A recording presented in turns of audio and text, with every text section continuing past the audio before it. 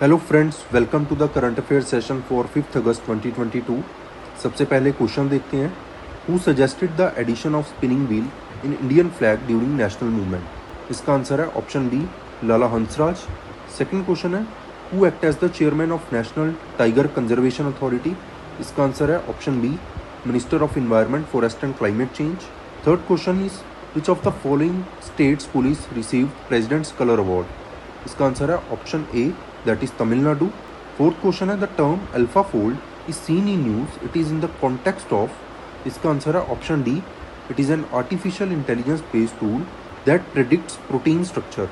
Last session के MCQs देखते हैं, इनके आंसर्स आप हमें कमेंट सेक्शन में कमेंट करके बता सकते हो।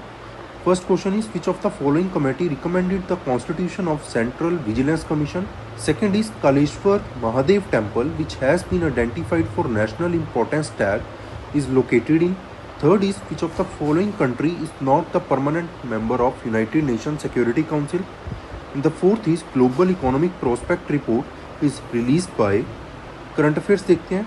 10 साइट्स जो हैं यहाँ पे रामसर साइट्स डेजिग्नेट की गई हैं। 10 वेटलैंड्स में से 6 वेटलैंड्स जो हैं तमिलनाडु में है और एक वेटलैंड जो है गोवा, कर्नाटक, मध्य प्रदेश एंड ओडिशा में है।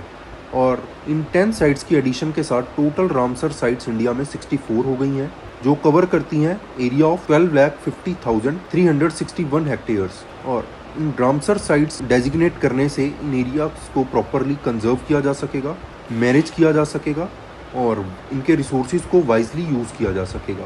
वेटलैंड्स क्या हैं, इसके बारे में पढ़ लेते हैं। वेटलैंड ऐसे एरियाज हैं जहाँ पे वाटर जो है एक प्राइमरी फैक्टर होता है जो कंट्रोल करता है इन्वायरमेंट को और इसके साथ एसोसिएटेड जो प्लांट्स एंड एनिमल लाइफ है उसको भी। ये मेनली शैलो रीजन्स होते हैं, शैलो वाटर होता है यहाँ पे और लैंड जो है मोस्टली यहाँ पे वाटर से कवर रहती है। वर्ल्ड वेटलैंड डे जो है ऑब्जर्व किया जाता है 2 फरवरी को और इसी दिन जो है कन्वेंशन ऑन वेटलैंड्स जो है अडॉप्ट की गई थी on 2 February 1971 in the Ramsar city of Iran. 2022 की वर्ल्ड वेटलैंड डे की थीम है wetland action for people and nature. याद रखना आपने, इंपॉर्टेंट पॉइंट है। एक बार साइट्स देख लेते हैं सारी जो 10 ऐड हुई हैं। Koonthankulam bird sanctuary, it is in Tamil Nadu. Satkosia gorge is in Odisha. Nanda lake, it is in Goa. Gulf of Mannar marine biosphere reserve in Tamil Nadu. Ranganathittu bird sanctuary, it is in Karnataka. Vembannur wetland complex, Tamil Nadu. Vellode bird sanctuary, Tamil Nadu. Sirpur wetland, Madhya Pradesh. Vedanthangal bird sanctuary, Tamil Nadu. Udayamarthandapuram bird sanctuary, Tamil Nadu. Next देखते हैं, India and US जो है ये mega military exercise hold करेंगे उत्तराखंड में। इसका नाम है युद्धाभ्यास। 18th एडिशन होगा ये एक्सरसाइज का। कहाँ पे होगी? ओली रीजन है उत्तराखंड में, फ्रॉम अक्टूबर 14 टू 31 अक्टूबर। एम क्या है कि दोनों मिलिट्रीज में अंडरस्टैंडिंग बिल्ड करना, कॉपरेशन बढ़ाना और इंटरऑपरेबिलिटी जो है बढ़ाना दोनों आर्मीज की। 17th एडिशन जो है अलास्का में हुआ था, यूएस में। और ये एक्सरसाइज ऑल्टरनेटिवली होस्ट की जाती है। इट मीन्स एक बार इंडिया होस्ट करेगा, नेक्स्ट ईयर यूएस होस्ट करेगा। और 2004 से ये एक्सरसाइज कंडक्ट की जा रही है। और कौन सी एक्सरसाइज है इंडिया एंड यूएस के बीच में वो भी पढ़ लेते हैं। बायलेटरल लेवल पे, इट मीन्स इन दोनों के बीच में है। कोप इंडिया एयरफोर्स की एक्सरसाइज है। वज्र प्रहार है जो स्पेशल फोर्सेज एक्सरसाइज है। मल्टीलेटरल एक्सरसाइजेज कौन सी हैं जिसमें इन दोनों के अलावा और भी कंट्रीज पार्टिसिपेट करती हैं, जैसे कि मालाबार एक्सरसाइज है, रेड फ्लैग एक्सरसाइज है, देन रिम्पैक एक्सरसाइज है।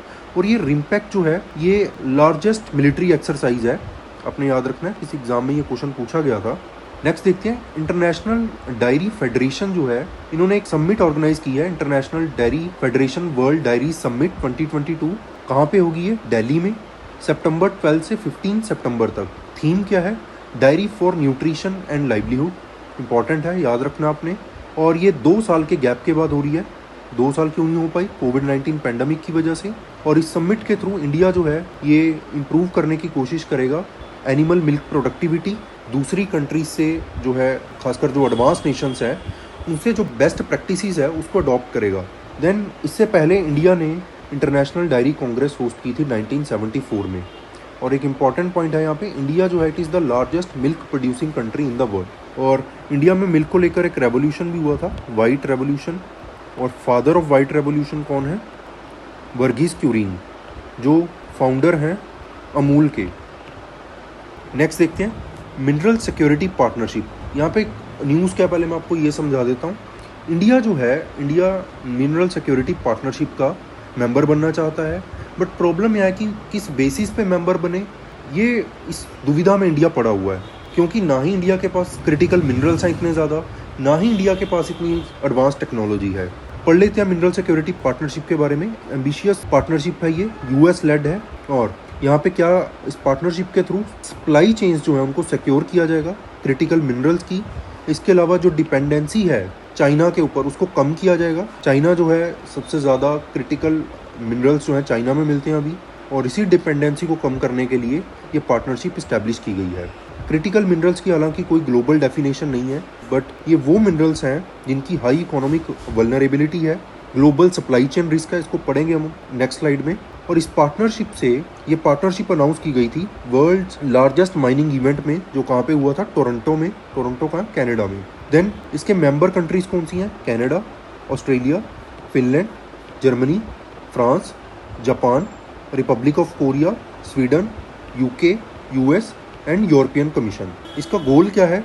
इंश्योर करना कि क्रिटिकल मिनरल्स जो हैं उनकी प्रोडक्शन की जा सके, उनकी प्रोसेसिंग की जा सके और उनको रिसाइकल किया जा सके इस मैनर में, ताकि जो सप्लाई चेन है उसको मेंटेन किया जा सके, और कंट्रीज जो हैं इन क्रिटिकल मिनरल्स की इनको प्रॉपरली यूज़ कर सकें, और इकोनॉमिक डेवलपमेंट में एक इम्पॉर्टेंट जो है यहाँ पे क्रिटिकल मिनरल्स रोल प्ले करते हैं। मिनरल सिक्योरिटी पार्टनरशिप के जो क्रिटिकल मिनरल्स की बात हुई है उनके बारे में पढ़ लेते हैं।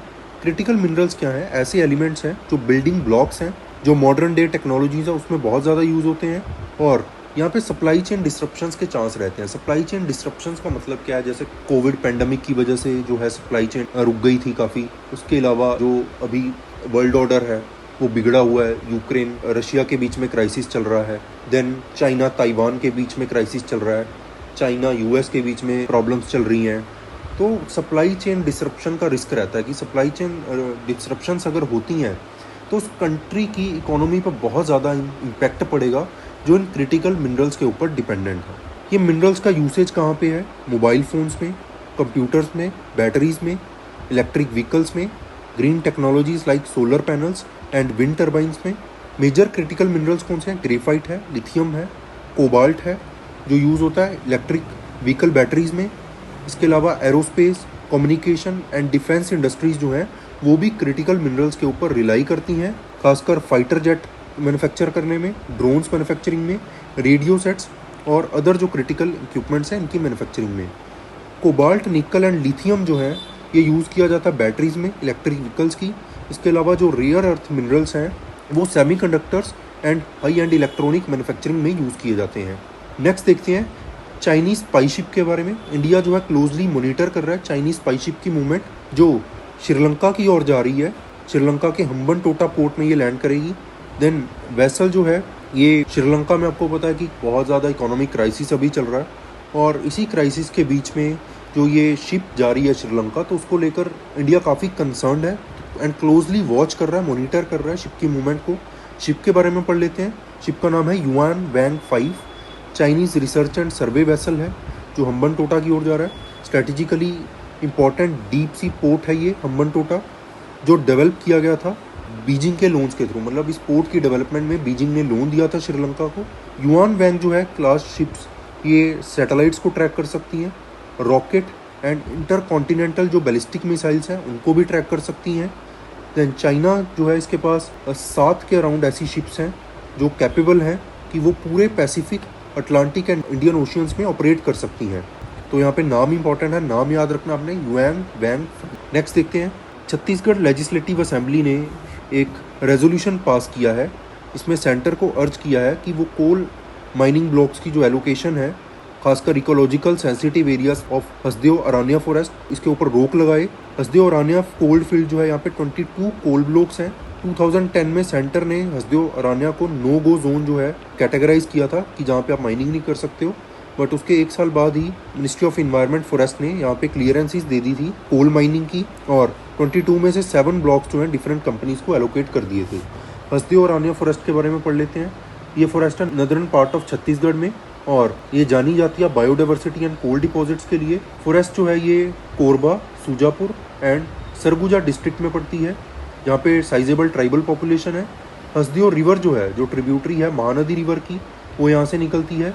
और लार्जेस्ट अनफ्रेगमेंटेड फॉरेस्ट है ये सेंट्रल इंडिया की, जहाँ पे साल ट्रीज मिलते हैं। इसके अलावा टीक फॉरेस्ट मिलेगा। इसके अलावा एक माइग्रेटरी कॉरिडोर भी है ये, जहाँ पे सिग्निफिकेंट प्रेजेंस देखने को मिलती है एलिफेंट्स की।